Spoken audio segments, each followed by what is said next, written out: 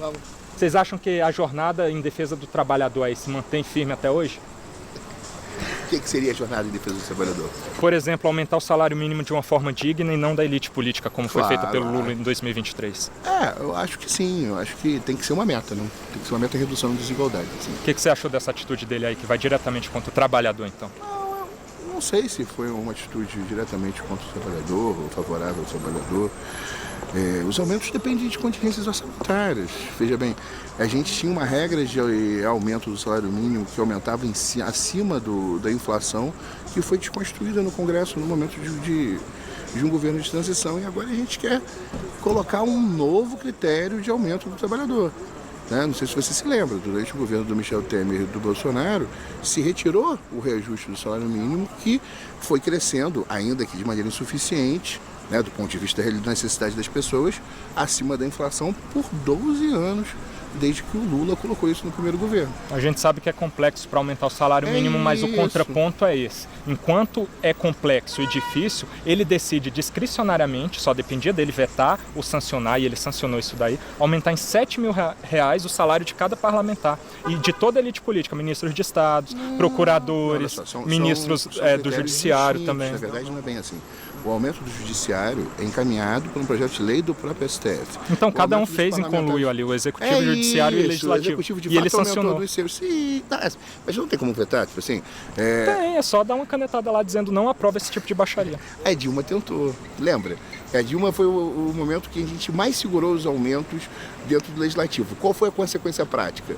Você não tinha nenhum apoio político, ela foi impedida. Talvez isso tenha ajudado, mas a gente não pode esquecer que ela pedalou de qualquer forma, isso é um fato. Não sei se assim, depende do que seja o pedalar, né? A pedalada dela foi viabilizada normativamente pelo Michel Temer nos primeiros 30 dias de governo, lembra? Qual é a pedalada dela? Foi ter dinheiros que ela recebia de um determinado banco e não repassar para o Tesouro imediatamente, e foi autorizar gastos e empréstimos por decreto. As duas coisas foram automaticamente institucionalizadas pelo Temer 30 dias depois do governo. A sua visão sobre o resultado disso, que foi um impeachment, foi golpe? Depende do que você chama de golpe. Assim, na minha perspectiva, eu acho que se você tem algo que dentro do Estado de Direito só ocorreu para uma pessoa e logo depois você tem outros governos que incidem em práticas idênticas e muito mais graves, mas para eles aquilo não serve como argumento para a retirada do poder, foi uma exceção no Estado de Direito que normalmente a gente tem, seria golpe. Agora, eu vejo o impeachment de uma maneira diferente. Eu vejo o impeachment como um processo de controle político mesmo, com uma espécie de recall à jabuticaba brasileira.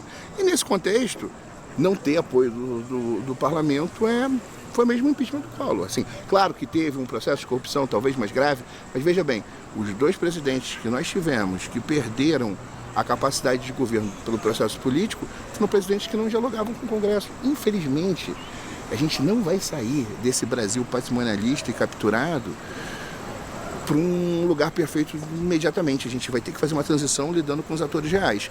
Com relação ao aumento do trabalhador, eu espero que o Estado consiga construir um crescimento permanente e tenha como prioridade a redução das desigualdades. Eu acho assim, ainda que você precise aprovar, por diferentes motivos, um benefício para um lado ou para o outro, é importante que a gente não perca isso de vista. O maior problema do Brasil é a redução das desigualdades.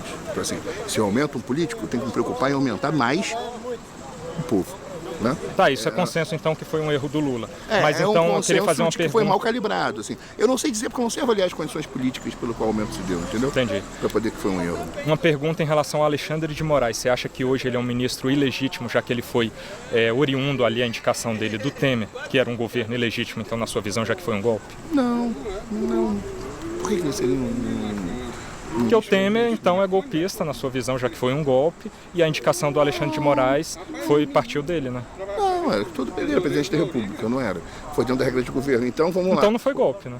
É uma coisa ou outra, não tem como achar que foram as duas ao mesmo tempo. Não, acho que não. Acho que depende do que você chama de golpe. Se é uma ruptura no Estado de Direito, então é uma exceção. Agora, foi... Tudo que acontece a partir de um golpista é ilegítimo ou não? Olha, se fosse isso, a Constituição de 88 era absolutamente legítima, porque o processo constituinte foi convocado pelo José Sarney.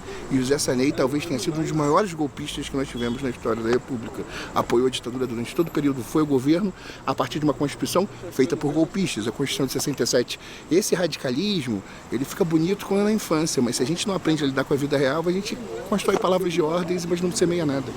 Fica no deserto falando que nem maluco. Eu concordo com você, mas